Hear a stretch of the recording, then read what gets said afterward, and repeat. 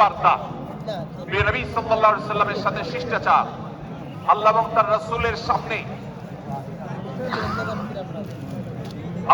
রাসূলের সামনে আগ বেড়ে কোনো কথা না বলা, আগ বেড়ে কোনো আচরণ না করা, এটা তার প্রতি শিষ্টাচারের অংশ।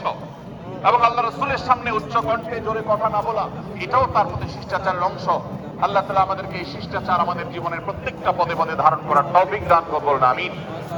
ভাইরা আমার, সূরা হুজুরাতের দ্বিতীয় যে শিক্ষা, সেই শিক্ষাটা বর্ণিত হয়েছে এই সূরার 6 থেকে 8 নম্বর আয়াত। 6 থেকে 8 নম্বর এই আয়াতের মধ্যে আল্লাহ রাব্বুল আলামিন আমাদেরকে দ্বিতীয় শিক্ষা দিয়েছেন, ঈমানদার কখনো কোনো কথা বলার আগে সেই কথা সত্য কিনা, বাস্তব কিনা সেটি যাচাই বাছাই না করে বলবে না। ঈমানদার কখনো গুজবে কান দিবে না। ঈমানদার কখনো শোনা কথার উপরে ভিত্তি করে কোনো সিদ্ধান্ত গ্রহণ করবে না। এই শিক্ষাটাও আজকের বাস্তবতার আলোকে আমাদের সমাজের জন্য অত্যন্ত গুরুত্বপূর্ণ এবং প্রয়োজনীয়। প্রিয় ভাইরা আমার, আমাদের চতুর্পাশে যদি আমরা তাকাই, আমরা দেখতে পাবো সোশ্যাল মিডিয়াতে, ফেসবুকে আজকাল কোনো তথ্য উপাত্ত পেলে সেটার পরখ করা ছাড়া, যাচাই বাছাই করা ছাড়া, সত্য অসত্য নিরূপণ করা ছাড়া আমরা অনেকে সেটার প্রচার প্রচারণা নেমে যাই। আমরা অনেকে সেটার শেয়ার দেওয়া শুরু করে দিই। আমরা অনেকে এটার উপর ভিত্তি করে অনেককে নিন্দা মন্দ করা শুরু করে দিই। এমনকি আজ আমরা যেই জায়গায় দাঁড়িয়ে আছি, বাংলাদেশের যে সামাজিক বাস্তবতা, সেই বাস্তবতার আলোকে বলা যায় অনেক সময় অনেক ব্যক্তিকে সমাজে মিডিয়ার মাধ্যমে নানাভাবে হয়রানি করে তাকে খারাপ মানুষ হিসাবে, কালপিট হিসাবে দেখানো হয়, অথচ তার দোষ, যে সমস্ত দোষের কথা তাকে বলা হয়, যে সমস্ত দোষে তাকে দোষী বানানো হয়, সে সমস্ত দোষ থেকে তিনি শত সহস্র গুণ পবিত্র এবং পরিচ্ছন্ন। ভাইরা আমার, আজকের এই বাস্তবতায় আমাদেরকে বিশেষ করে লক্ষ্য রাখতে হবে যে আমরা যেই কোনো মূল্যে, যেই কোনো ভাবে যেন কোন প্রকার গুজবে কান না দেই, আমরা যেন গুজব থেকে বেঁচে থাকি। আল্লাহ তাআলা আমাদেরকে তৌফিক দান করুন। ভাই, এদিকে অনেক বেশি বাঁশির আওয়াজ শোনা যাচ্ছে। স্বেচ্ছাসেবকরা বাঁশির আওয়াজ দেওয়া ছাড়া আপনারা ভলান্টিয়ারি করুন। এত বেশি বাঁশির আওয়াজ আসছে যে কথা বলা কঠিন হয়ে যাচ্ছে। অনুগ্রহ করে বাঁশির আওয়াজ কম করে আপনারা ভলান্টিয়ারি করুন। এখনো অনেক বাঁশির আওয়াজ শোনা যাচ্ছে, বাঁশির আওয়াজগুলো বন্ধ করুন। মাশাআল্লাহ, এখন বন্ধ হয়েছে। আমরা মেহেরবানি করে বাম পাশের থেকে কিছুটা আওয়াজ পাচ্ছি, একটু নীরব নিস্তব্ধ হওয়ার জন্য অনুরোধ করছি। একটু নীরব নিস্তব্ধ না হলে কথা বলা যাবে না। অনুগ্রহ করে আমরা একটু সহযোগিতা করি এবং সবাই নীরব থাকি। ভলান্টিয়াররা অপ্রয়োজনে বাঁশির আওয়াজ দিবেন না, অপ্রয়োজনে বাঁশির আওয়াজ দিবেন না। আমাদের দেশে শব্দ দূষণ, শব্দ সন্ত্রাস, এটা এদেশের কমন কালচার হয়ে গেছে। রাস্তা যাবেন, প্রয়োজনে অপ্রয়োজনে গাড়ির হর্ন বাজাবে। যে কোনো প্রোগ্রামে যাবেন, প্রয়োজনে অপ্রয়োজনে বাঁশি বাজানো হবে। কদিন আগে 31st নাইট গেছে, আপনারা দেখেছেন। এত প্রচার প্রচারণা, এত সতর্কীকরণের পরেও, আইন শৃঙ্খলা রক্ষাকারী বাহিনী এত সতর্ক থাকার পরেও আপনারা দেখেছেন এক শ্রেণীর বুদ্ধি প্রতিবন্ধীরা তারা 31st নাইট উদযাপনের নামে শব্দ সন্ত্রাস করেছে। শত শত হাজার মানুষের কষ্টের কারণ হয়েছে। প্রিয় ভাইরা আমার, ধর্ম হোক আর রাজনীতি, বিনোদন হোক আর আনন্দ হোক, যেই কোনো নামে যদি শব্দ সন্ত্রাস সৃষ্টি করে বা অতিরিক্ত শব্দ দূষণ করে, শব্দ সৃষ্টি করে মানুষকে অতিষ্ঠ করার কারণ হয়, সেটা কোনো সভ্য সমাজের দৃশ্য হতে পারে না। আমরা সেই ইসলামের অনুসারী যে ইসলামে আমাদের প্রিয় নবী সাল্লাল্লাহু আলাইহি ওয়াসাল্লাম মসজিদে নববীতে তার একান্ত পরিবেশের মধ্যে এক সাহাবী জোরে কোরআন তেলাওয়াত করছিলেন। তিনি তাকে বলছিলেন, তুমি কোনো বধির রবকে শোনাচ্ছ না, তোমার রব সবকিছু শুনতে পান, অতএব তুমি তোমার এই উচ্চ কণ্ঠের তেলাওয়াত দিয়ে আশপাশে মানুষের ডিস্টার্বের কারণ হবে না। আমরা সেই ইসলামের অনুসারী, অতএব ওয়াজ মাহফিলের মাধ্যমেও যাতে কোনো মানুষ অতিষ্ঠ না হয়, মাইক ব্যবস্থাপনা সেভাবে করাটা মাহফিল কর্তৃপক্ষের যেমন কর্তব্য, ঠিক একইভাবে রাজনৈতিক সভা সমাবেশের নামে কিংবা বিয়ে বিনোদনের নামে যদি শব্দ সন্ত্রাস করা হয়, শব্দ দূষণ করা হয়, অতিরিক্ত শব্দ এর মাধ্যমে যদি মানুষকে অতিষ্ঠ করা হয়, তাহলে সেটি কখনো কোনো সভ্য সমাজের কাজ হতে পারে না। প্রিয় ভাইরা, এই জন্য আপনারা যারা তরুণ আছেন বয়সে, আপনাদেরকে আমি অনুরোধ করতে চাই, বিবাহ অনুষ্ঠানকে কেন্দ্র করে, আকিকাকে কেন্দ্র করে, নানা অনুষ্ঠানকে কেন্দ্র করে যে শব্দ সন্ত্রাস আমাদের দেশে হয়, এটি আমাদেরকে থামাতে হবে ইনশাআল্লাহ। আমরা যদি সবাই সজাগ হয়ে যাই, আমরা যদি সবাই সতর্ক হই, সচেতন হই, ইনশাআল্লাহ এই যে শব্দ দিয়ে মানুষকে কষ্ট দেওয়ার অপসংস্কৃতি, বিশেষ করে ভিনদেশী যে অপসংস্কৃতি আমদানি করা হয়েছে, এই অত্যাচার এদেশে থামাতে হবে ইনশাআল্লাহ। আল্লাহ আমাদের সবাইকে তৌফিক দান করুন। ভাইরা আমার, আমরা আমাদের আশেপাশে কোন তরুণরা যদি এরকম শব্দ করে, গান বাজিয়ে অন্য মানুষকে অতিষ্ঠ করে, ঈদের সময় দেখা যায় বিশেষ করে সে সমস্ত যুবকদেরকে কাউন্সিলিং করতে হবে, তাদেরকে বোঝাতে হবে যে তোমার আনন্দ কখনো আরেকজনের বেদনার কারণ হতে পারে না। বহু হার্টের রোগী আছেন, বহু অসুস্থ মানুষ আছেন, বহু ছোট শিশু আছে যাদের কষ্টের কারণ হয়। বিধায় আমরা কখনো আমাদের শব্দ দিয়ে কাউকে কষ্ট হতে দিব না। আল্লাহ আমাদের সবাইকে তৌফিক দান করুন। মাশাআল্লাহ, অনেকটা নীরব নিস্তব্ধ হয়েছে। আমি যে জায়গাতে ছিলাম আমরা সেখানে ফিরে যাই। সূরা হুজুরাতের দ্বিতীয় শিক্ষার কথা বলছিলাম ভাইরা। 6 থেকে 8 নম্বর আয়াত যদি আপনি পাঠ করেন সূরা হুজুরাতে, আপনি দেখতে পাবেন সেখানে আল্লাহ রাব্বুল আলামিন ঈমানদারদেরকে যেই কোন সংবাদ, যে কোন তথ্য, বিশেষ করে অনির্ভরযোগ্য সূত্র থেকে যখন পাবে, ফাসিক থেকে যখন শুনবে, যার ভিতরে আল্লাহর ভয় নাই সেরকম মানুষ থেকে যখন পাবে, সেই সংবাদ তথ্য উপাত্ত যাচাই করা ছাড়া সেই সংবাদ যেন বলে না বেড়ায়। আপনি শহরে যান কিংবা গ্রামে, শিক্ষিত দেখুন কিংবা অশিক্ষিত, সর্বশ্রেণীর মানুষের মধ্যে আজ এই ব্যাধি দেখতে পাবেন চরম আকার ধারণ করেছে। কারোর ব্যাপারে কোনো নেগেটিভ কথা শুনেছেন, কোনো মন্দ কথা শুনেছেন, সে কথার প্রচার প্রচারণা শুরু করে দেন। সেটা কি সঠিক কিনা, সেটা কি সত্য কিনা, সেটা কি যথার্থ কিনা, সেটা কোনো প্রপাগান্ডা কিনা, সেটা কোনো মিথ্যাচার কিনা, সেটা কোনো গুজব কিনা, এটা যাচাই করার প্রয়োজন অনুভব করে না। অথচ আমরা সেই মুহাম্মদ সাল্লাল্লাহু আলাইহি সাল্লামের উম্মত, যে মুহাম্মদ সাল্লাল্লাহু আলাইহি সাল্লাম আমাদেরকে সতর্ক করেছেন, কাফা বিল মারই কাযিবান আন ইউহাদ্দিসা বিকুল্লি মা সামিআ, কোন ব্যক্তি যা শুনে সেটাই যদি বলে বেড়ায়, তথ্য উপাত্ত যাচাই না করে, সেটাকে ভালো করে যাচাই বাছাই না করে, সেটাকে অনুসন্ধান না করে, সত্য সত্য নিরূপণ করবার চেষ্টা না করে, তাহলে সে মিথ্যাবাদী হওয়ার জন্য যথেষ্ট।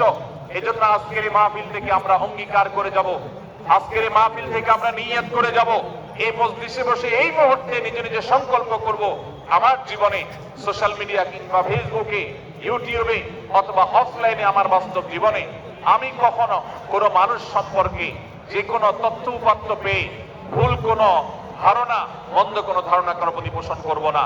কোনো তথ্য উপাত্ত যদি পাই, কোনো সংবাদ যদি পাই অনির্ভরযোগ্য সূত্রে, তাহলে সেক্ষেত্রে সেটা যাচাই বাছাই করা ছাড়া আমি সেটাকে বিশ্বাস করতে যাব না। এটাই হলো আমাদের ঈমানের দাবি। ভাইরা আমার, একজন ঈমানদার এতটা সরল হবে না যে যা শুনবে সে সেটাকে বিশ্বাস করে বসবে। একজন ঈমানদার এতটা বাস্তবতা থেকে দূরে থাকবে না যে তিনি তার পাওয়া কোনো সংবাদকে অনুসন্ধান করবে না। আল্লাহ তাআলা আমাদের সবাইকে সূরা হুজুরাতের এই দ্বিতীয় শিক্ষাটাকে আমাদের জীবনে ভালো করে ধারণ করার তৌফিক দান করুন। আল্লাহ বলেছেন, ইয়া আইয়ুহাল্লাযীনা আমানু, হে ঈমানদারেরা, ইন জাআকুম ফাসিকুম বিনাবাইন ফাতাবায়ানু, তোমাদের কাছে কোন ফাসিক, যার মধ্যে আল্লাহর ভয় নেই, এরকম কোন মানুষ যদি কোন সংবাদ উপস্থাপন করে, এমনকি গণমাধ্যমেও যদি কোনো সংবাদ প্রচারিত হয়, সংবাদদাতার মধ্যে যদি আল্লাহর ভয় না থাকে, সে যদি টাকার বিনিময়ে কারোর চরিত্র হনন করতে পারে, সে যদি অ্যাডভার্টাইজ পেয়ে কোনো কোম্পানির হয়ে দালালি করতে গিয়ে অন্য কারোর বিরুদ্ধে কোনো মিথ্যাচার করে, সে যদি বিদেশিদের এজেন্ডা বাস্তবায়ন করতে গিয়ে আলেম সমাজের চরিত্রকে কলঙ্কিত করে, কোনো ভালো মানুষকে দোষী হিসাবে সাব্যস্ত করে, আল্লাহ তাআলা আমাদেরকে সতর্ক করেছেন, ফাতাবায়ানু, সেই সংবাদ সত্য কিনা আমাদেরকে যাচাই করতে হবে।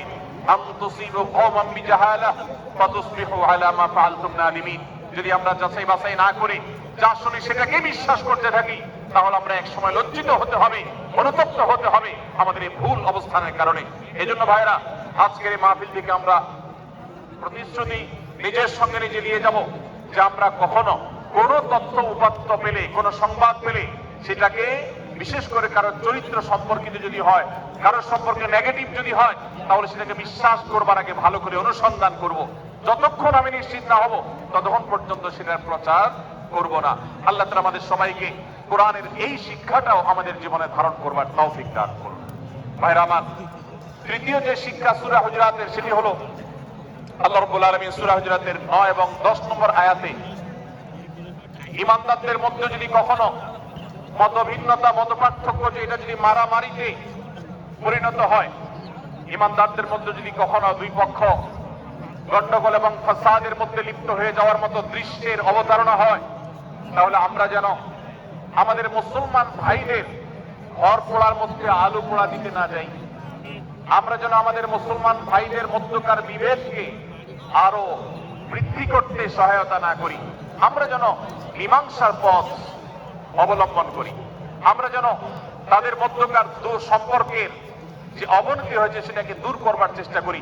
আল্লাহ রাব্বুল আলামিন এই নির্দেশ দিতে গিয়ে বলেছেন, ওয়া ইন তাইফাতানি মিনাল মুমিনিনা ইকতাতালু, যদি ইমানদারদের দুটি দল, দুটি গ্রুপ নিজেদের মধ্যে মারামারিতে লিপ্ত হয়ে যায়, ফাসলিহু বাইনাহুমা, তাহলে তোমরা সেই বিবাদমান দুটি দলকে মীমাংসা করবার চেষ্টা করবে।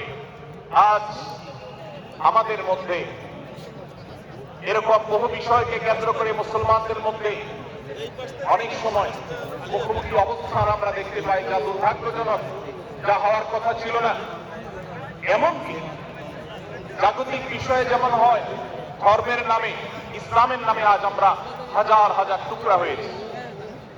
আজ গোটা বিশ্বে আমাদের মুসলমানদের যে অবস্থান দুর্বল হয়েছে, এর অন্যতম প্রধান কারণ হলো আমাদের অনৈক্য।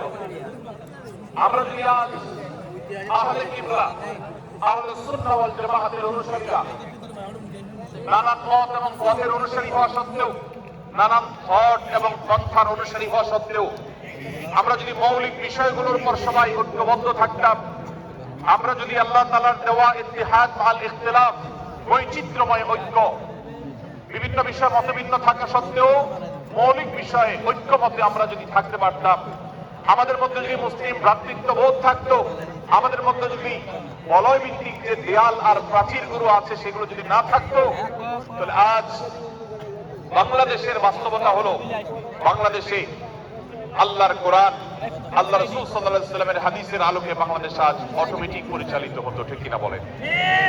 আমরা যদি আজ ঐক্যবদ্ধ থাকতাম, তাহলে এদেশের হাতে গোনা যাবে এরকম স্বল্প সংখ্যক নাস্তিকেরা, ইসলাম এবং মুসলমানদের শত্রুরা, তারা আমাদেরকে নিয়ে তারা আজ যে খেলা খেলছে, আমাদেরকে যে তারা শাসন করছে, আমাদেরকে যে তারা তাদের অধীনস্থ করে রাখছে, আমাদের উপরে যে আজ ভিনদেশী কালচার চাপিয়ে দিচ্ছে, আমাদের উপরে তারা যে আজ কর্তৃত্ব করছে, আমাদেরকে আজ টুকরা টুকরা করছে, এই দুঃসাহস তারা কোনোদিন দেখাতে পারতো না যদি আমরা ঐক্যবদ্ধ থাকতাম। ভাইরা আমার, এই জন্য আমরা সব বিষয়ে সবাই একমত হব না। আজকের এই মাহফিলে যত মানুষ এসেছেন সবাই সব বিষয়ে একমত নন। এমনকি আজকের এই মাহফিল কর্তৃপক্ষ যে আয়োজন করছেন 3 দিন ব্যাপী, এই মাহফিলে আপনারা দেখেছেন এখানে কওমি এবং আলিয়া উভয় জায়গা থেকে বক্তা নির্বাচন করা হয়েছে, অসাধারণ সমন্বয় করা হয়েছে। এটি একটি ঐক্যের বার্তা। আমরা আশা করব মাঠ পর্যায়ে আমরা যারা কাজ করব, আমরা প্রত্যেকে আমাদের অন্য মতের, ভিন্ন মতের যে সমস্ত মুসলমান ভাইরা আছেন, তার সাথে আপনার কোনো থটগত মত পার্থক্য থাকতে পারে, চিন্তাগত কোনো ভিন্ন মত থাকতে পারে, কিন্তু দিন শেষে তিনি আপনার মুসলমান ভাই। তার আল্লাহ আর আপনার আল্লাহ এক, তার রাসূল এবং আপনার রাসূল এক, তার কিবলা এবং আপনার কিবলা এক, তার কোরআন আর আপনার কোরআন এক, তার নামাজ আর আপনার নামাজ এক, তার রোজা আর আপনার রোজা এক, তার যাকাত এবং আপনার যাকাত এক। তার সাথে আপনার মোটা এবং মৌলিক বিষয়ে কোনো মত পার্থক্য নাই। অতএব ছোটখাটো বিষয়কে কেন্দ্র করে আপনি যদি তাকে আপনার প্রতিপক্ষ মনে করেন, আপনি যদি তাকে আপনার শত্রু মনে করেন, এটা হবে আপনার ইসলামের জন্য, আপনার জন্য, এদেশের মুসলমানদের জন্য সবচেয়ে বড় ভুল। ভাইরা আমার,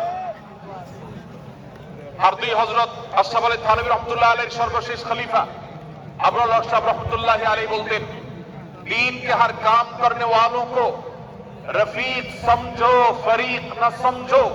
যারাই আল্লাহর দ্বীনকে বুলন্দ করবার জন্য যারাই আল্লাহর দ্বীনকে সেবা দেওয়ার জন্য, খেদমত করার জন্য কাজ করছে, তার পদ্ধতি তোমার থেকে ভিন্নতর হতে পারে। তাকে তুমি তোমার বন্ধু মনে করো, সহযাত্রী মনে করো, পথযাত্রী মনে করো, সহযোদ্ধা মনে করো, তোমার প্রতিপক্ষ মনে করবে না। প্রিয় ভাইরা আমার, আজ বাংলাদেশে ইসলাম যতটা পিছিয়ে আছে তার প্রধান কারণ হলো আমাদের অনৈক্য। আজ আমরা যদি আমাদের মধ্যকার যে সমস্ত দেয়াল এবং প্রাচীরগুলো, অদৃশ্য প্রাচীরগুলো উঠে আছে, যেগুলো আমাদের মুসলিম ভ্রাতৃত্বকে ভেঙে খান খান করে দিয়েছে, টুকরো টুকরো করে দিয়েছে, যদি আজ আমরা সে সমস্ত অদৃশ্য প্রাচীরগুলো দূরে সরাতে পারতাম, আমার ভিন্ন মতের ভাইকে যদি আমার ভাই মনে করতে পারতাম, তার যদি আমি কল্যাণকামী হতে পারতাম, আল্লাহর কোরআনের ঘোষণা অনুযায়ী এই মুসলমানদের ঐক্যবদ্ধ শক্তিকে দমাবার শক্তি পৃথিবীর কারোর নাই, কারোর নাই, কারোর নাই। আজ আমার ভাইয়েরা ফিলিস্তিনে মার খাচ্ছে, যদি আজ গোটা বিশ্বের মুসলমানরা আমরা ফিলিস্তিনে মুসলমানদের উদ্ধারের ব্যাপারে ঐক্যবদ্ধ থাকতাম, ফিলিস্তিনে মুসলমানের দিকে চোখ তুলে তাকাবার শক্তি বিশ্বের কোনো কাফেরদের থাকতো না। আজ যদি আমরা আমাদের মুসলমান নির্যাতিত ভাইদের ব্যাপারে সারা বিশ্বের মুসলমানরা ঐক্যবদ্ধ অবস্থান গ্রহণ করতে পারতাম, মুসলমানের দিকে চোখ তুলে তাকাবার শক্তি বিশ্বের কোনো কারোর থাকতো না। ভাইরা আমার, গোটা বিশ্বে ঐক্য প্রতিষ্ঠা করা আপনার আমার মতো সাধারণ মানুষের দ্বারা হয়তো সম্ভবপর হবে না, কিন্তু আমরা যারা মাঠ পর্যায়ে কাজ করছি, আমি আপনাদেরকে করজোড় করে অনুরোধ করতে চাই। আমি জানি আপনার এলাকাতে, আপনার মহল্লাতে আপনার সাথে অন্য মুসলমান ভাইদের অনেক ক্ষেত্রে মতভিন্নতা আছে। সেটা রাজনৈতিক দৃষ্টিভঙ্গির ক্ষেত্রে হতে পারে, সেটা ধর্মীয় থট এবং মানহাজ মাযহাব মাসলাকগতভাবে হতে পারে, সেটা অন্য কোনো ইস্যু ভিত্তিক মত পার্থক্য হতে পারে। আল্লাহর জন্য, আল্লাহর ওয়াস্তে, আল্লাহর ওই আয়াতকে মেনে আমল করার চেষ্টা করি আমরা। আল্লাহ বলেছেন, ওয়া'তাসিমু বিহাবলিল্লাহি জামিআন ওয়া লা তাফাররাকু, তোমরা আল্লাহর রশিকে সবাই ঐক্যবদ্ধভাবে আঁকড়ে করে ধরো, ঐক্যবদ্ধভাবে আল্লাহর রশিকে আঁকড়ে ধরো, তোমরা পরস্পর বিচ্ছিন্ন হয়ে যেও না। আমরা অনেক ফরজের কথা শুনেছি, নামাজ রোজা ফরজ আমরা জানি, বাবা মার প্রতি সদ্ব্যবহার করার ফরজের কথা আমরা জানি, আত্মীয়তার সাথে সুসম্পর্ক, আত্মীয়তার বন্ধন রক্ষার কথা আমরা জানি, ফরজ হওয়ার কথা জানি, কিন্তু মুসলমানদের ঐক্যবদ্ধ থাকতে হবে এই ফরজের কথা আমরা অনেকেই জানি না। ভাইরা আমার, মুসলমানদেরকে আল্লাহ রাব্বুল আলামিন ঐক্যবদ্ধ থাকার নির্দেশ দিয়েছেন। এই ঐক্যটা এর মানে এই নয় যে সবাই এক মতের হয়ে যাবে সব বিষয়ে। বিভিন্ন বিষয়ে আমাদের মধ্যে মত পার্থক্য থাকবে, তারপরে আমরা একে অন্যের সহযোদ্ধা হব, সহযাত্রী হব, আমরা একে অন্যের কল্যাণকামী হব, একে অন্যের ভালো চাইবো। আমার ভিন্ন মতের মুসলমানের কোনো ক্ষতিতে আমি খুশি হব না, তার ক্ষতিতে আমি কষ্ট পাবো, তার সাফল্যকে আমি এনজয় করব, আনন্দিত হব। এটা যদি করতে না পারি তো আমি কখনো খালেস এবং সচ্চা মুসলমান হতে পারলাম না। আল্লাহ তাআলা আমাদের অন্তরগুলোকে উদার করে দিন, ব্রড করে দিন, প্রশস্ত করে দিন, বড় করে দিন, উম্মার ঐক্যের প্রয়াসী হওয়ার তৌফিক দান করুন। আমিন। ভাইরা আমার, আমরা মহল্লায় মহল্লায়, এলাকায় এলাকায়, মসজিদে মসজিদে, আমাদের নিজস্ব বলয়ে, নিজস্ব অঙ্গনে আমরা চেষ্টা করব ভিন্ন ভিন্ন মতের মুসলিম ভাইকেও আমার ভাই হিসাবে আঁকড়ে ধরার, আপন করার। ডক্টর খন্দকার আব্দুল্লাহ জাহাঙ্গীর রাহমাহুল্লাহ এই অঞ্চলের সন্তান। তিনি বলতেন, বেদাতে লিপ্ত কোন মুসলমান, তার ব্যাপারেও আমি মনে করি আমার ভাই ভুলের মধ্যে আছেন, তার ব্যাপারে আমার মায়া মমতা কাজ করে, আমি তার কল্যাণকামী, তাকে আমার ভাই মনে করি। ঠিক একইভাবে আমার কোন মুসলমান ভাইয়ের সাথে যদি আমার ভিন্ন মতের কারণে আমার মনে হয় যে তিনি ভুল পথে আছেন, তারপর তাকে আমি শত্রু ভাববো না, তার অকল্যাণ আমি চাইবো না। আজ বাংলাদেশের বাস্তবতা যদি আমরা তাকাই, দেখতে পারবো ইসলাম এবং মুসলমানদের যত শত্রু আছে, আমরা দেখেছি গত কয়েক যুগ ধরে তাদের নিজেদের মধ্যে হাজারো বিভক্তি, হাজারো মত পার্থক্য থাকা সত্ত্বেও মুসলমানদের শত্রুতা করার ব্যাপারে তারা সবাই ঐক্যবদ্ধ। অথচ আমরা মুসলমানরা আমাদের আল্লাহ, আমাদের রাসূল, আমাদের কোরআন, আমাদের কিবলা, আমাদের সবকিছু এক হওয়া সত্ত্বেও ছোটখাটো বিষয়কে নিয়ে আমরা আমাদের মধ্যকার বিভেদের প্রাচীরগুলোকে দাঁড় করিয়ে রেখেছি, যার কারণে আমরা গোটা বিশ্বে যেমন মার খাচ্ছি, আমাদের এই প্রিয় মাতৃভূমিতেও আমরা সংখ্যায় সবচেয়ে বেশি হয়েও আমরা কালচারালি মাইনরিটি হয়ে আছি, সংস্কৃতিতে আমরা সংখ্যালঘু হয়ে আছি, সব ক্ষেত্রে আমাদেরকে ইগনোর করা হয়। 4 লক্ষ মসজিদের দেশে 4 লক্ষ ইমাম আছেন, 4 লক্ষ মুয়াজ্জিন আছেন। এই মসজিদগুলো এদেশে এর নেটওয়ার্ক যতটা শক্তিশালী, এদেশের সকল রাজনৈতিক দলগুলোর নেটওয়ার্ককে যদি একত্র করা হয়, মসজিদগুলোর মতো এতটা শক্তিশালী নেটওয়ার্ক এদেশের সমাজে নাই। কিন্তু ওলামা ইকরামকে ইগনোর করা হয়, মুসলমানদের ইগনোর করা হয়, এদেশের আইনে কোরআন এবং সুন্নাহ এদেশের মুসলমানদের ধ্যান ধারণাকে কখনো বিবেচনায় আনা হয় না। এই যে মুসলমানদের আজ দুরবস্থা, এর অন্যতম প্রধান কারণ হলো আমাদের হাজার হাজার ভাগে বিভক্তি। এই বিভক্তির দেয়ালগুলোকে তুলতে হবে কি হবে না? যদি হয় তাহলে আপনি নিজে থেকে শুরু করে দিন। আপনি যেই মতই লালন করেন না কেন, আপনার ভিন্ন মতের মুসলমানকে আপনি ভাই মনে করবেন, তার সাথে বুক মেলাতে আপনার কষ্ট হবে না, তার সাথে বসতে আপনার অসুবিধা হবে না। ভিন্ন মতের আলেম, এক মতের আলেম আরেক মতের আলেমের সাথে বসতে অসুবিধা হবে না, এক মতের অনুসারী আরেক মতের অনুসারীকে ভাই বলতে অসুবিধা হবে না। আমরা সোশ্যাল মিডিয়াতে নিজেদের মধ্যে কামড়া কামড়ি করবো না, নিজেদের মধ্যে আমরা ঝগড়া বিবাদ করব না। এবং যদি কেউ বিবাদে লিপ্ত হয়, সূরা হুজুরাতের 9 এবং 10 নম্বর আয়াতের শিক্ষা বলছে, মুসলমানদের মধ্যে দুটি দল যদি মারামারিতে লিপ্ত হয়, তুমি সেখানে গিয়ে খোঁচাখুচি করে মারামারি পারার তো প্রশ্নই ওঠে না। বরং আল্লাহ বলছেন যে ফাসলিহু বাইনাহুমা, তাদের উভয়ের মধ্যে মীমাংসা করবার জন্য তুমি উদ্যোক্তা হও, তুমি উদ্যোগী হও। ভাইরা আমার, আমরা অনেকেই হয়তো জেনে থাকবো মিথ্যা এটা আল্লাহর জমিনের সবচেয়ে বড় জঘন্য অপরাধগুলোর মধ্যে থেকে একটি। একজন মুসলমান কোন অবস্থাতে মিথ্যা বলতে পারে না, কিন্তু কোন মুসলমান যদি অন্য মুসলমানের সাথে কখনো বিবাদ বিতণ্ডা লিপ্ত হয়ে যায়, দুজন মুসলমান বা দুটি বলয়, দুটি পক্ষ, দুটি গোষ্ঠী মুসলমানদের, তাদের মধ্যে যদি কোনো বিষয় যদি ভুল বুঝাবুঝি তৈরি হয়, ভিন্ন মত সৃষ্টি হয়, একে অন্যের সাথে শত্রু ভাবাপন্ন হয়ে যায়, তাহলে তাদের দুইজনের মধ্যে বা দুই পক্ষের মধ্যে মীমাংসা করবার জন্য যদি মিথ্যা কথাও বলে, অর্থাৎ আপনি এক পক্ষের কাছে গিয়ে বললেন, ভাই আপনি যাকে এত খারাপ মনে করছেন, যার ব্যাপারে আপনি এতটা রাগান্বিত হয়ে আছেন, আমি তো জানি তিনি আপনার ব্যাপারে অনেক সৎ চিন্তা রাখেন, আপনার ব্যাপারে অনেক ইতিবাচক ভাবনা রাখেন, আপনার ব্যাপারে অনেক সুধারণা পোষণ করেন। আপনি যদি একজন মুসলমানের কাছে গিয়ে, এক পক্ষের কাছে গিয়ে যদি এই কথাটা বলেন, বাস্তবে তিনি যদি এটা নাও বলেন, তারপরেও আপনি যদি এই মিথ্যা কথা বলেন, এই মিথ্যা এটা শুধু জায়েজ নয়, বরং এই মিথ্যাটা এর মাধ্যমে আপনি যে তাদের পরস্পরের সম্পর্ককে ভালো করার চেষ্টা করেছেন, এর মাধ্যমে আপনি আল্লাহর কাছে নেকি এবং সওয়াব পাবেন ইনশাআল্লাহ। ভাইরা আমার, তাহলে দুজন মুসলমান, দুটি পক্ষ, দুটি দল, দুটি বলয়, দুটি গোষ্ঠী যদি কখনো ভিন্ন মত তাদের মধ্যে তৈরি হয়, সেটা যদি মারামারিতে গিয়ে পৌঁছায়, সেটা যদি বিবাদ বিতণ্ডা পর্যন্ত গিয়ে পৌঁছায়, আমাদের কাজ হবে মধ্যে থেকে সেটাকে মীমাংসার মাধ্যমে দূরত্বকে কমানো। আমরা কখনো দূরত্ব বাড়াবো না, পারলে দূরত্ব কমাবো। ডক্টর খন্দকার আব্দুল্লাহ জাহাঙ্গীর রহমতুল্লাহ একটা কথা বলতেন, মুসলমানদের বাড়িতে যে আগুন লেগেছে, বিভেদের আগুন, মতবিরোধের আগুন, মত পার্থক্য, এটা মতবিরোধে যে পৌঁছে গেছে, এ আগুন তিনি বলতেন, আমি নিভাবার মতো শক্তি আমার নাই, এত পাওয়ার নাই যে বহুদা বিভক্ত মুসলমানদেরকে আমি ঐক্যবদ্ধ করে ফেলবো, এত শক্তি আমার হাতে নেই। কিন্তু একটা শক্তি আমার কাছে আছে ভাই, সেটা হলো যে বিবাদমান মুসলমানদের মধ্যে বিবাদ যেন আর না বাড়ে, বিবাদের যে আগুন লেগেছে সে আগুনে যেন আর ঘি ঢালা না হয়, কেরোসিন ঢালা না হয়, সেজন্য আমি ভূমিকা রাখতে পারি।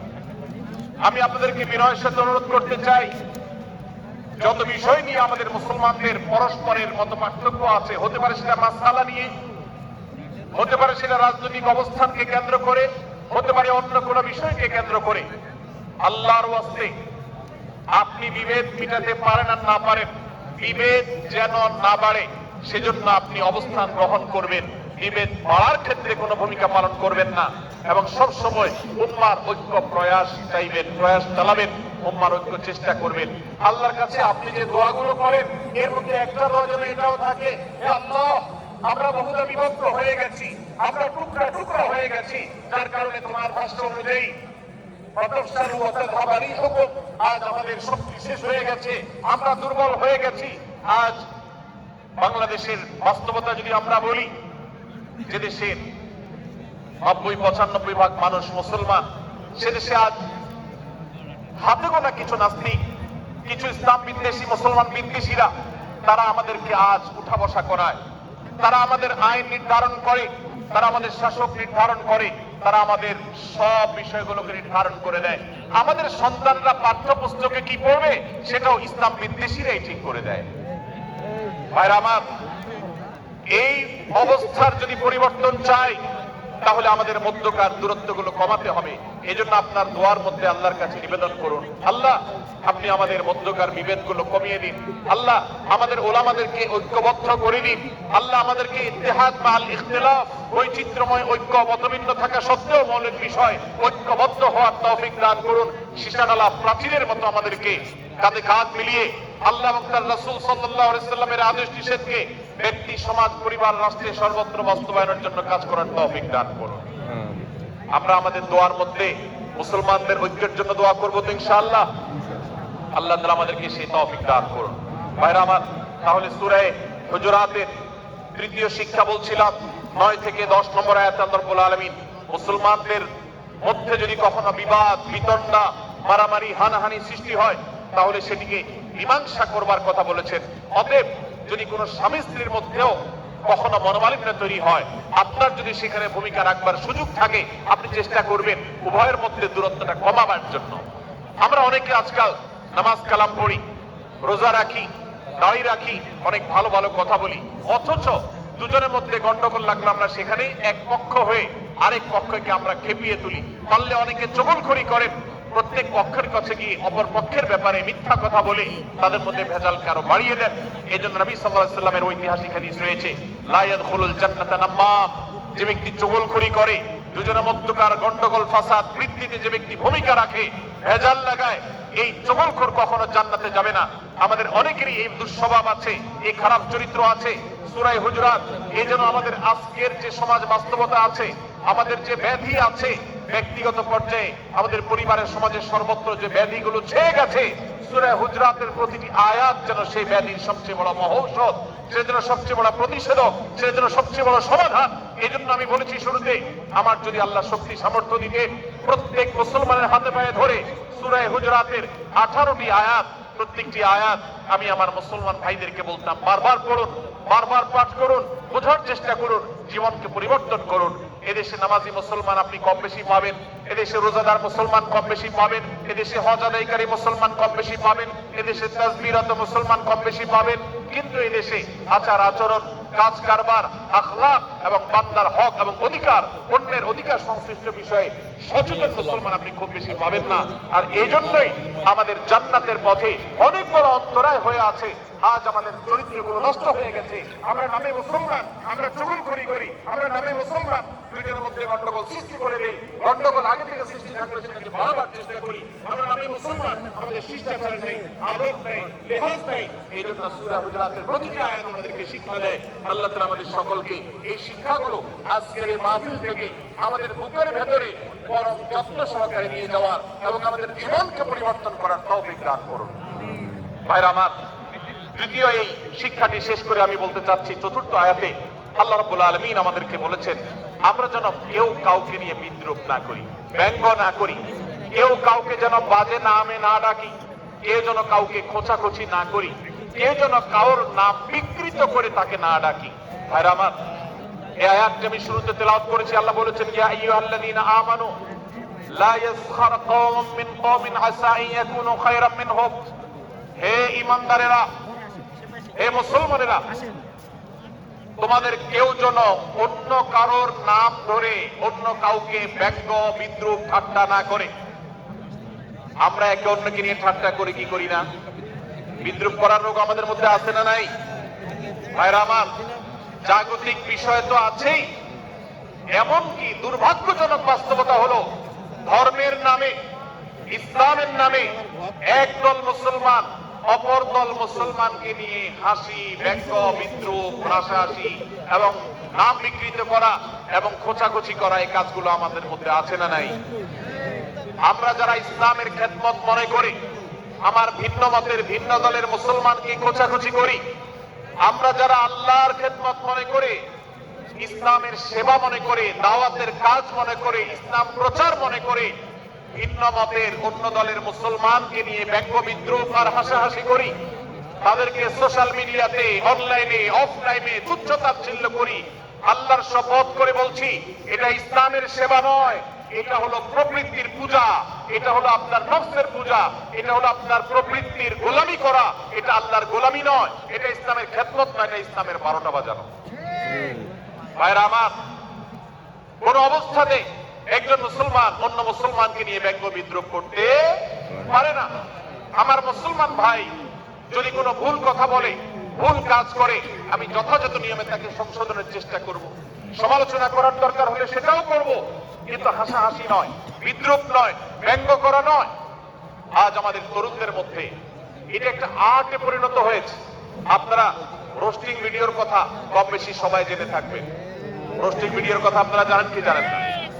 ভাইরা আমার, রোস্টিং ভিডিও নামটা দেখেন, অর্থাৎ কাউকে রোস্ট করা। আমরা মুরগি রোস্ট করার কথা জানি, এখন মানুষ রোস্ট করার সিস্টেম শুরু হয়েছে। একজন মানুষের কোন ভুল কিছু পেয়েছেন, অবশ্যই আপনি সমালোচনা করবেন। আপনি একজন মুসলমান হিসেবে জানতে হবে কারণ ভুলের সমালোচনার মূলনীতি আছে। মূলনীতি আছে না নেই? কোরআন এবং সুন্নাহর বাতানো যে প্রিন্সিপাল, সেটাকে লক্ষ্য করে, সেটাকে আমলে নিয়ে, সেটাকে ধরে ধরে যদি আপনি সমালোচনা না করেন, তাহলে আপনার এই সমালোচনা এটাই আপনাকে জাহান্নামে নেওয়ার কারণ হতে পারে। ভাইরা আমার, আপনি কাউকে রোস্ট করার নামে, কাউকে সমালোচনা করার নামে, হতে পারে কেউ ভুল করেছেন, কিন্তু সেটা করতে গিয়ে যদি তার অধিকার নষ্ট করেন, আপনি সীমা ছাড়িয়ে চলে যান, আপনি যদি ব্যঙ্গ বিদ্রুপ করে হারামের পর্যায়ে চলে যান, তাহলে সূরা হুজরাতের আয়াতের আলোকে আপনি কবিরা গুনাহে লিপ্ত হলেন। আমরা অনেকে আছি যে ব্যক্তিগত পর্যায়ে এই বিদ্রুপ করাটাকে আমরা কোনো বিষয় মনে করছি। সোশ্যাল মিডিয়াতে অনেকগুলো ভিডিও ক্লিপ আছে, আপনাদের চোখে নিশ্চয়ই পড়েছে, আমার চোখে বহু পড়েছে, যে অনেক সময় দেখা যায় বিনোদনের নামে কাউকে খোঁচাখুচি করা, কাউকে অপমান করা, কাউকে হয়তো ধাক্কা দিয়ে পানি দিয়ে ফেলে দেয়া, কাউকে কষ্ট দেয়া, কাউকে হয়তো প্রতারিত করা, এটাকে আমরা এনজয় করি। অনেক ভিডিও ক্লিপে দেখা যায় এভাবে কাউকে কোনোভাবে অপমানিত করে, কাউকে কোনোভাবে ধোঁকা দিয়ে, বোকা বানিয়ে আমরা এনজয় করি, আমরা হাসাহাসি করি। আমাদের রুচি নষ্ট হতে হতে আজ এই পর্যায়ে এসেছে যে এটা আমাদের এনজয়ের বিষয় হয়েছে, এটা আমাদের আনন্দের বিষয় হয়েছে। ভাইরা আমার, সূরা হুজরাতের এই আয়াত, অর্থাৎ 11 নম্বর আয়াত, এই আয়াত বলছে আমাদের জন্য কোন মুসলমানকে, কোন মানুষকে ব্যঙ্গ বিদ্রুপ করা হারাম। কোন মুসলমানকে ব্যঙ্গ বিদ্রুপ করা কি হারাম। অতএব আপনি রসিকতা করে যদি কারোর সাথে ব্যঙ্গ বিদ্রুপ করেন এবং সেটা যদি তার মনে কষ্ট হওয়ার কারণ হয়, তিনি যদি সমাজের মানুষের কাছে হেয় প্রতিপন্ন হন, তাহলে ইসলামী দৃষ্টিকোণ থেকে সারা বিশ্বের সমস্ত ওলামাদের ঐক্যমতে সেটা হারাম। আমরা চুরি করা হারাম জানি, আমরা ডাকাতি করা হারাম জানি, আমরা মাদক সেবন করা হারাম জানি, আমরা নামাজ ত্যাগ করা হারাম জানি। এই সমস্ত হারাম থেকে আমরা অনেকেই বেঁচে থাকি, কিন্তু আমি আমার মুসলমান ভাইয়ের চরিত্র হনন করছি, শুধুমাত্র সাধারণ জীবনযাত্রার ক্ষেত্রে করছি তা নয়, এমনকি ধর্মের নামে, ইসলাম প্রচারের নামে, দাওয়াতের নামে আমরা আমাদের প্রতিপক্ষ মুসলমান ভাইকে নিয়ে অনেক সময় ব্যঙ্গ বিদ্রুপ করি, হাসাহাসি করি, তাকে ছোট করি, তাচ্ছিল্য করি, হেয় করি, তার সম্মানহানি করি। আমরা জানি না আমাদের প্রিয় নবী সাল্লাল্লাহু আলাইহি ওয়াসাল্লাম এর একটা হাদিস আমাদের সামনে রয়েছে, সহিহ মুসলিমে বর্ণিত হয়েছে। নবী করিম সাল্লাল্লাহু আলাইহি ওয়াসাল্লামের এই হাদিস আজ সবচেয়ে অসহায় হাদিস। অসহায় হাদিস এই জন্য বললাম যে আজকের এই হাদিসের উপরে কেউ আমল করে না, এই হাদিসটাকে কেউ পাত্তা দেয় না, এই হাদিসকে কেউ গুরুত্ব দেয় না, অথচ এই হাদিস প্রত্যেক মুসলমানের বুকে বুকে ঝুলিয়ে রাখা দরকার। এই হাদিস আমাদের ঘরে ঘরে ঝুলানো দরকার, এই হাদিস আমাদের অফিসগুলোতে শোভা পাওয়া দরকার, এই হাদিস আমাদের জীবনে বাস্তবায়ন হওয়া দরকার। নবী করিম সাল্লাল্লাহু আলাইহি ওয়াসাল্লাম সেই হাদিস বর্ণনা করেছেন। আবু হুরায়রা রাদিয়াল্লাহু তাআলা আনহু তিনি বলেছেন, লা তাহাসাদু, লা তাহাসাদু, হে মুসলমানরা, তোমরা কেউ কাউকে কখনো হিংসা করবে না, কেউ কাউকে হিংসা করবে না। আমাদের মধ্যে হিংসা আছে না নাই? হিংসা আছে না নাই? আমরা একে অন্যকে হিংসা করি। একদল মুসলমান অন্য দল মুসলমানকে হিংসা করে, কেউ কারো ভালো দেখতে পারে না। ভাইরা আমার, আল্লাহ নবী বলেছেন, লা তাহাসাদু, তোমরা একে অন্যকে হিংসা করো না। ওয়ালা তানাজাসু, কেনা বেচা করতে গিয়ে কেউ কাউকে ধোঁকা দিও না, প্রতারণা করো না। ওয়ালা তাবাগাদু, তোমরা একে অন্যের সাথে শত্রুতা বিদ্বেষ পোষণ করবে না। ওয়ালা তাদাবারু, তোমাদের কেউ যেন কারোর পেছনে লেগে না থাকে, কাউকে অবজ্ঞা যেন না করে। ওয়ালা ইয়াবি আহাদুকুম আলা বাই'i আখিহি, এবং তোমাদের কেউ যেন আরেকজনের কেনা বেচার উপরে সেখানে ইন্টারফেয়ার করে সে যেন সেখানে কোন প্রকার ক্ষতিগ্রস্ত কাউকে না করে। ওয়াকুনু ইবাদাল্লাহি ইখওয়ানা, হে মুসলমানরা তোমরা আল্লাহর বান্দা ভাই ভাই হয়ে থাকো। তোমাদের মধ্যে মত পার্থক্য থাকুক, দলগত মত পার্থক্য, অবস্থানগত মত পার্থক্য, ধর্মগত মত পার্থক্য, মাযহাব মাসলাকগত মত পার্থক্য থাকুক, কিন্তু তোমরা আল্লাহর বান্দা ভাই ভাই হয়ে থাকো। এক দলের মুসলমানকে আল্লাহ তাআলা ভাই ভাই হতে বলেন নাই, এক গ্রুপের মুসলমানকে আল্লাহ ভাই ভাই হতে বলেন নাই, এক দলের মুসলমানকে আল্লাহ ভাই ভাই হতে বলেন নাই, নিজ দলের মুসলমানের সাথে আল্লাহ ভাই ভাই থাকতে বলেন নাই। আল্লাহ বলেছেন সকল মুসলমানদের সাথে ভাই ভাই হয়ে থাকার জন্য, ভ্রাতৃত্বের বন্ধনে থাকার জন্য। এজন্য আল্লাহ নবী সাল্লাল্লাহু আলাইহি ওয়াসাল্লাম সেই নির্দেশ করেছেন। আল্লাহ নবী সাল্লাল্লাহু আলাইহি ওয়াসাল্লাম আরো বলেছেন, আল মুসলিমু আখুল মুসলিম, মুসলমান মুসলমানের ভাই, লা ইয়াজলিমুহু ওয়ালা ইয়াখযুলুহু, কোন মুসলমান কোন মুসলমানকে জুলুম করতে পারে না, তার আইল ঠেলতে পারে না, তার জমি দখল করতে পারে না, তার অধিকার নষ্ট করতে পারে না, তাকে কথা দিয়ে অত্যাচার করতে পারে না, ওয়ালা ইয়াখযুলুহু, তাকে অপমানিত করতে পারে না, লাঞ্ছিত করতে পারে না, ওয়ালা ইয়াকযিবুহু, তার সাথে মিথ্যা বলতে পারে না, ওয়ালা ইয়াহকিরুহু, তাকে তাচ্ছিল্য করতে পারে না। আত-তাকওয়া হাহুনা, আত-তাকওয়া হাহুনা, আত-তাকওয়া হাহুনা। নবীজি তিনবার নিজের বুকের দিকে তাকিয়ে দেখিয়েছেন, তাকওয়া এখানে, তাকওয়া এখানে, তাকওয়া এখানে। আমাদের অন্তরকে ভালো করতে হবে, সমস্ত মুসলমানদের জন্য উদার হতে হবে, কলিজাকে বড় করতে হবে, মনটাকে ব্রড করতে হবে, প্রশস্ত করতে হবে, অন্য মুসলমানকে ভাই মনে করতে হবে। কোন ভিন্ন মতের মুসলমানের সাথে শত্রুতা পোষণ করা যাবে না। ভাইরা আমার, অতএব এই হাদিসকে সামনে রেখে এই হাদিসের শেষ অংশে নবী সাল্লাল্লাহু আলাইহি ওয়াসাল্লাম বলেছেন, আল মুসলিমু কুল্লুল মুসলিমি আলাল মুসলিমি হারামুন দামুহু ওয়া মালুহু ওয়া ইরদুহু। এক মুসলমানের জন্য অন্য মুসলমানের তিনটি জিনিসকে আল্লাহ তাআলা হারাম করে দিয়েছেন। কোন মুসলমানের রক্ত এটা প্রবাহিত করা, কাউকে হত্যা করা যেরকম হারাম, কোন মুসলমানের সম্পদ অন্যায়ভাবে আপনি ভোগ করবেন, দখল করবেন, মেরে দিবেন, এটা হারাম। ঠিক একইভাবে কোন মুসলমানের সম্মান নষ্ট করবেন, ইজ্জত নষ্ট করবেন, সম্ভ্রম নষ্ট করবেন, অপমান করবেন, এটাকে আল্লাহ তাআলা হারাম করেছেন। আল্লাহ তাআলা আমাদের সবাইকে অন্য মুসলমানদের ব্যাপারে এরকম দায়িত্বশীল ভূমিকা রাখার তৌফিক দান করুন, বলুন আমিন।